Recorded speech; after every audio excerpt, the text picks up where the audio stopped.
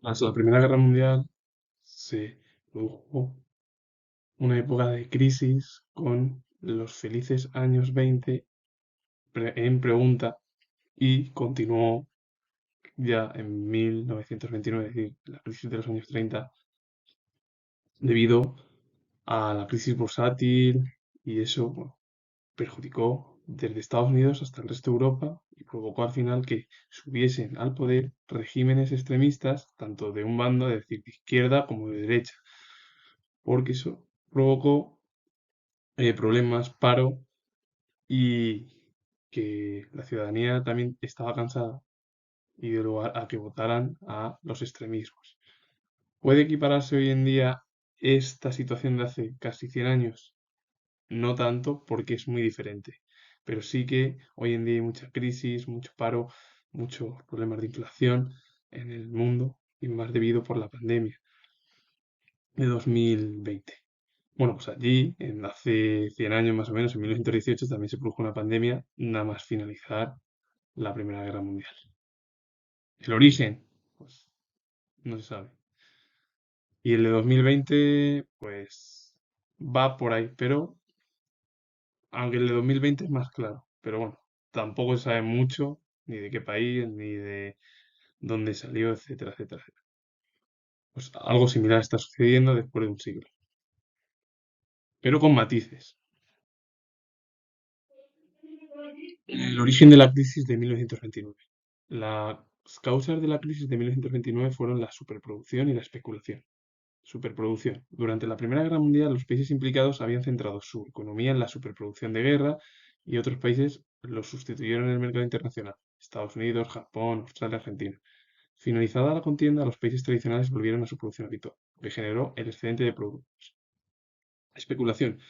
La economía de Estados Unidos en los años 20 se basaba en gran medida en la especulación inmobiliaria y en la bolsa. Los bancos habían concedido muchos créditos a las empresas y éstas utilizaban ese dinero para falsear sus cuentas y así aparentar que tenían beneficios económicos.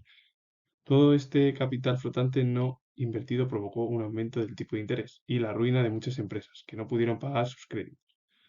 Como consecuencia de todo esto estalló la crisis de la bolsa. Cuando las empresas y los bancos buscaron dinero para afrontar sus pagos, vendieron sus acciones.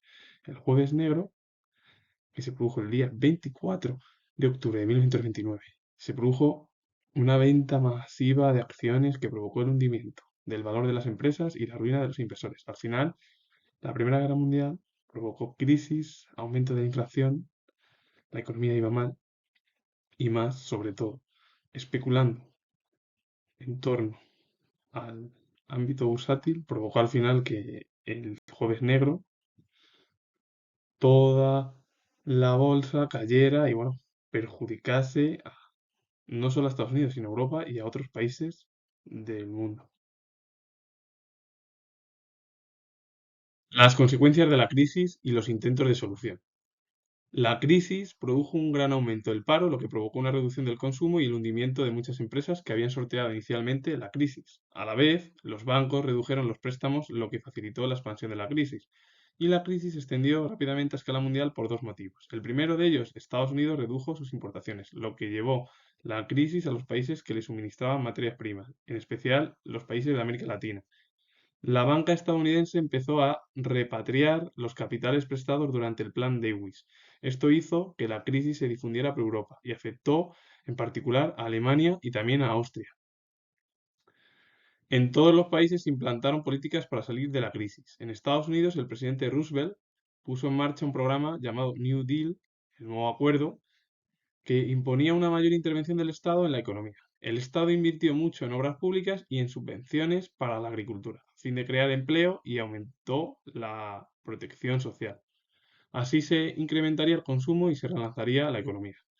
La Sociedad de Naciones convocó la Conferencia de Londres en 1933 para que los países cooperaran entre sí para salir de la crisis, pero la conferencia fracasó, pues cada país se limitó a defender sus intereses.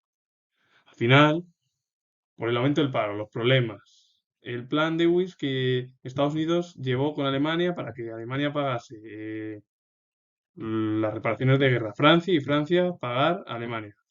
Si se quita, ya hay crisis y eso afectó mucho a Alemania.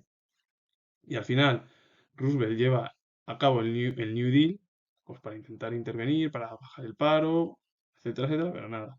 Era una crisis muy fuerte. Y claro, la Sociedad de Naciones, que se celebró en la conferencia de Londres en 1963, dijo que cooperasen todos y cada uno intentó solucionar sus problemas de forma particular. El triunfo del extremismo político, la insolidaridad internacional y la crisis económica provocaron la pérdida de confianza de la población en la democracia y los partidos tradicionales, a los que consideraban responsables de la situación. En este ambiente, los partidos extremistas ganaron apoyos y muchos partidos se radicalizaron. Los obreros y los campesinos sufrían gravemente los efectos de la crisis, aumentaron el apoyo a los partidos comunistas y vieron que la Unión Soviética crecía económicamente muy rápido en los años 30 y para ellos fue un modelo a seguir. Las clases medias y la burguesía comenzaron a apoyar a los partidos de extrema derecha, pues consideraron que los partidos más moderados eran incapaces de sacar a sus países de la crisis y evitar que se produjera una revolución comunista. En casi todos los países se desarrollaron partidos de tipo fascista que tuvieron mayor o menor éxito según los casos. Y en este ambiente se produjo una nueva oleada de dictaduras. En Portugal con Salazar, en Austria Dollfuss, en Grecia Metaxas. Pero claro, el régimen más que destacó fue en Alemania con la figura de Hitler, que fue además lo que provocó luego, años más tarde, la Segunda Guerra Mundial, por la expansiva por parte de Alemania, etcétera, etcétera, etcétera, y algo similar, pues eso, en los años 20 con Mussolini, luego Primo de Rivera, Horthy, en Hungría, bueno, en Grecia también en los años 20, Portugal, Yugoslavia, etcétera, etcétera. Entonces, al final, ¿qué pasa? Que la gente pierde la confianza en los partidos tradicionales por la crisis, etcétera, etcétera.